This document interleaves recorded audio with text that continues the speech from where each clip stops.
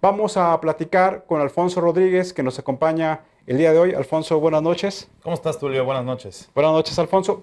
Vamos a platicar sobre el rol que juegan los diputados locales en el proceso legislativo de nuestro país, pero también en el diseño y la formulación de las políticas públicas que están asociadas con el trabajo legislativo.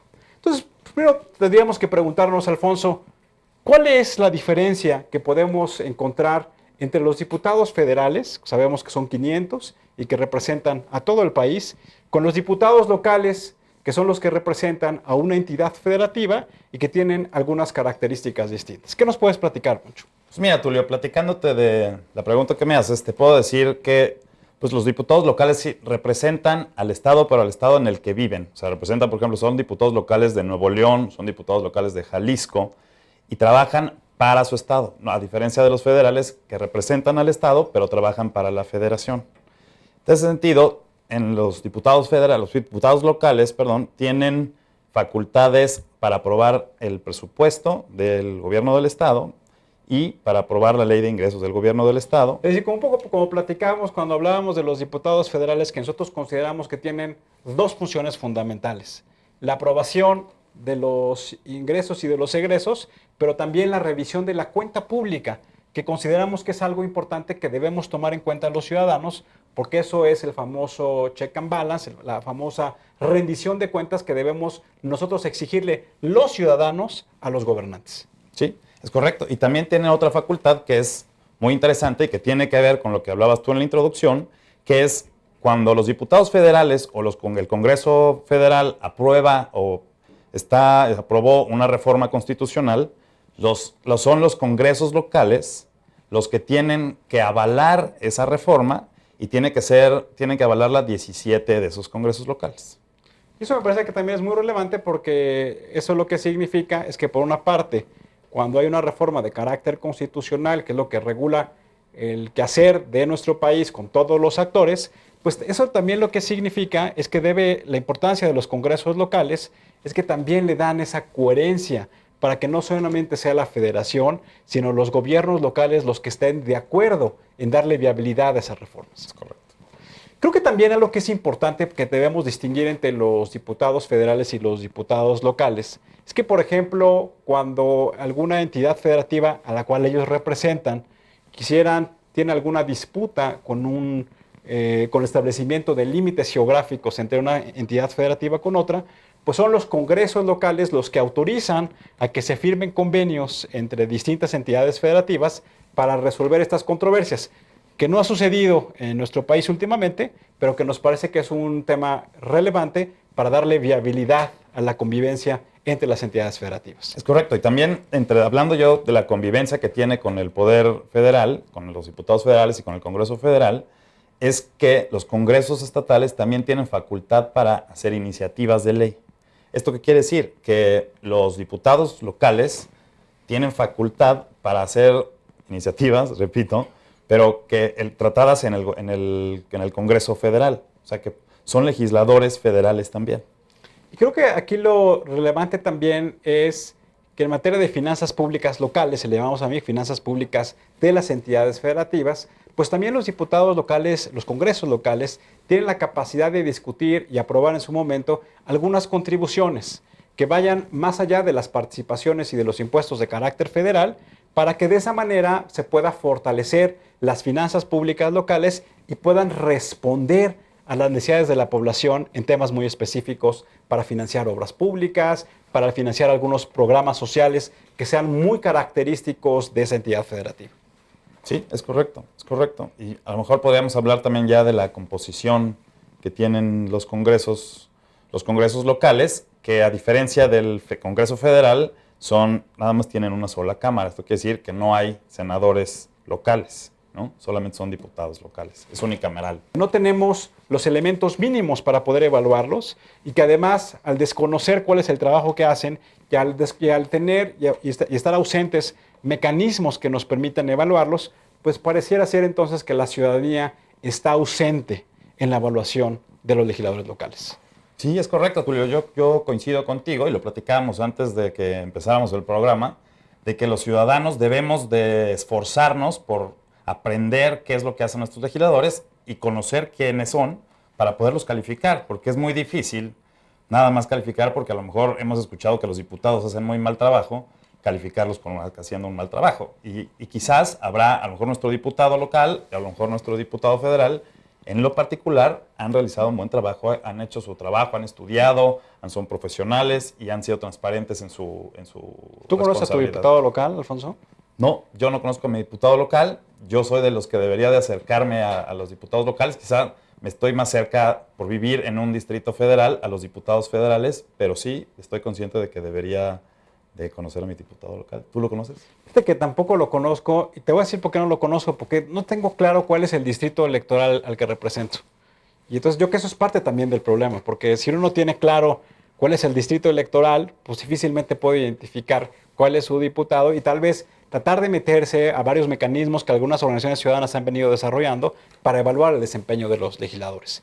Creo que es importante también que platiquemos de cómo está en términos generales la composición de los congresos locales y les vamos a presentar una gráfica que va a aparecer en algunos momentos en la pantalla de cómo se ha venido desarrollando en la última legislatura la composición de los congresos locales en las entidades federativas.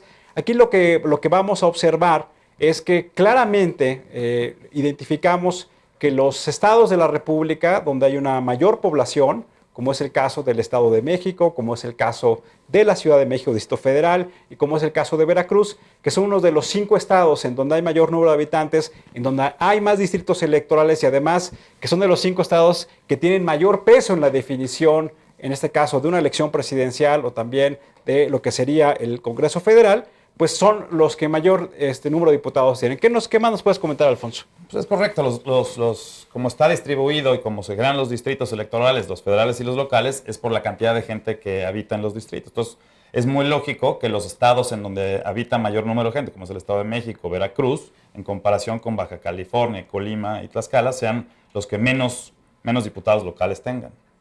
Ahora, también llama la atención, como ustedes saben y como lo hemos platicado en otros programas, hay 2 tipos de elección de los diputados. Por una parte, los diputados de mayoría relativa, los que se presentan y son electos por los ciudadanos, pero también los diputados de representación proporcional, que eso depende de un cociente, es una fórmula en la cual, dependiendo del grado de posicionamiento y del número de votos que tienen los partidos políticos, hay una lista cerrada en donde los partidos políticos presentan a los candidatos y los van enumerando. Pues dependiendo de esa votación es como se van asignando. El país está dividido en 5 grandes circunscripciones plurales en el caso de los diputados federales y cada congreso local tiene sus propias fórmulas que también están obviamente previstas en la legislación local. Creo que no sé si tienes algún dato, Alfonso, sobre el tema de los plurinominales. Ahí de los que hablabas tú, de los 1000 y piquito de diputados locales que hay en el país, de las curules que están sentados los diputados locales en el país, alrededor del 60% son de mayoría y el 40% son de representación proporcional. Son plurinominales.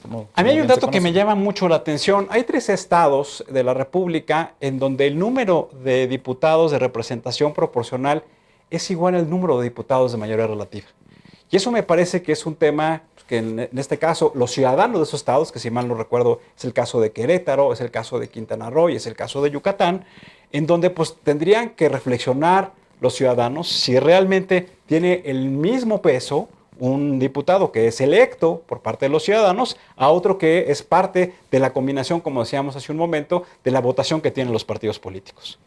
Pues sí, o sea, yo pienso que tienen el mismo peso, aunque sea distinta la forma en que son electos, pero tienen el mismo peso. Incluso los diputados de plurinominales, pues son, como tú dices, hechos por las listas, elegidos por el partido político y pues su legitimidad o se la deben al partido político. Sí, la lealtad partidaria, que es un término teórico que hemos platicado también en este programa, pues se deriva más en el partido político que en los ciudadanos y eso también nos habla de la importancia de la rendición de cuentas y del balance entre los ciudadanos y los gobernantes. Creo que también vamos a ver una gráfica en donde aquí lo que nos muestra es cómo está la composición de los congresos locales por la presencia de los partidos políticos y creo que es interesante, Alfonso, si no la quieres comentar. Sí, claro, aquí pues muchos no se sorprenderán de los resultados que van a ver, que están viendo aquí en la pantalla, y es que el PRI tiene la mayoría de los congresos locales. Tiene alrededor de 22 congresos locales mayoría, junto con el Verde Ecologista, y tiene 11 estados en los que tiene mayoría absoluta el PRI. El PAN tiene 3 estados en los que tiene mayoría, el PRD tiene 3 estados en los que tiene mayoría, y pues hasta ahí, eso es lo que está, así está el mapa electoral en los congresos locales.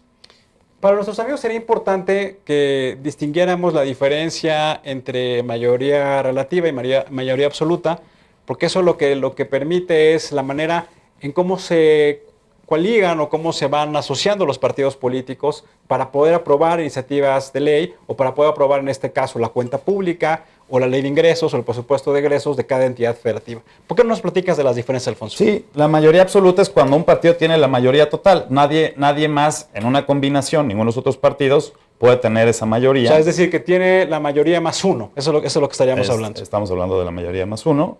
Y la mayoría relativa, la mayoría simple. La mayoría simple es que tenga la mayor parte de escaños en el Congreso local. Y creo que eso es importante porque eso también habla de, ahorita que mencionábamos en la gráfica de cómo está la composición de los partidos políticos, pues habla de las alianzas electorales que se van haciendo en cada entidad federativa para poder aprobar las principales iniciativas de ley. Creo que alguna característica también importante de cómo está la composición partidaria en los estados de la República, y también tenemos una gráfica que nos gustaría que la mostrara en la pantalla, es que en las legislaciones locales también existe la posibilidad que haya partidos políticos locales o partidos políticos regionales. ¿Qué rol juega eso, Alfonso, en el trabajo legislativo de los congresos locales? Pues yo creo que hacen un equilibrio, Tulio. O sea, pienso que los partidos políticos a nivel nacional pues también están representados a nivel local y son una fuerza política muy importante, pero también hay fuerzas políticas locales que tienen una fuerza muy importante que han trascendido y han hecho trabajo legislativo interesante. Les pido una disculpa a nuestros amigos de la pantalla. La gráfica que están viendo en la pantalla no es la gráfica de lo que estamos hablando. La gráfica que están viendo en la pantalla habla del rol que juegan las mujeres como legisladores locales. Y lo que podemos ver en esta gráfica, creo que es importante mencionarlo, que todavía este anhelo de nuestras amigas que nos ven de que el 50% de las mujeres tengan la representación con curules en las legislaturas locales, todavía no se logra. No sé si quieres comentar la gráfica, Alfonso. Pues mira, en la gráfica aparece que el 42.9% de mujeres, de hombres, perdón, en Tabasco, el 19% de hombres en Querétaro, el 19.4% en Guanajuato, el 17.3% en el Estado de México y el 16% en Coahuila. Es decir, si hiciéramos una comparativa, tenemos que el estado que mayor número de mujeres tiene en la composición actual de su Congreso local es el estado de Tabasco. Y también lo que observamos que el estado donde tiene menor representación por parte de las mujeres es el estado de Querétaro, que hace un momento comentábamos y mencionábamos que Querétaro es el estado de la República en donde está el mismo número de diputados locales que son de mayoría relativa y el otro mismo número de representación proporcional. Y cabe destacar que a pesar de que los partidos políticos cuando disputan las posiciones en el estado de Querétaro, a través de las listas, porque, insisto, la mitad son plurinominales, pues no están incluyendo a las mujeres, y me parece que eso es un tema relevante, que nuestros amigos de Querétaro que nos están viendo, pues tengan esa capacidad de decir a los partidos políticos, pues que el anhelo de que las mujeres estén representadas aún no se ha hecho realidad. Es correcto, Tulio, es correcto. Me gustaría también que platicáramos no solamente de los roles que tienen los diputados locales, sino también creo que es importante que les platiquemos a nuestros amigos, Alfonso, de cómo las diputaciones locales pueden incidir en el desarrollo económico de las regiones. ¿Qué nos puedes platicar de eso? Pues dentro de las facultades que tienen los congresos locales está precisamente el aprobar los planes de desarrollo urbano, por ejemplo. Tienen también, como tú decías hace rato, pues tienen facultad de aprobar el presupuesto de egresos de los estados Y entonces, pues mucha de la política pública, o más bien la política pública, pues está determinada por lo que le dedican al presupuesto. Y entonces creo que aquí también es importante que platiquemos y dialoguemos de cuál es el costo que tienen los congresos locales. Hemos platicado en otros programas del costo que tiene la Cámara de Diputados Federal, la Cámara de Senadores, pero ¿qué nos puedes platicar, Alfonso, del costo que tienen las legislaturas locales? Pues mira, en términos generales, en el 2013 se ejercieron alrededor de 11.500 millones de pesos de las 32 legislaturas locales, que si lo hacemos como en promedio da alrededor de 400 millones de pesos de presupuesto de las legislaturas locales.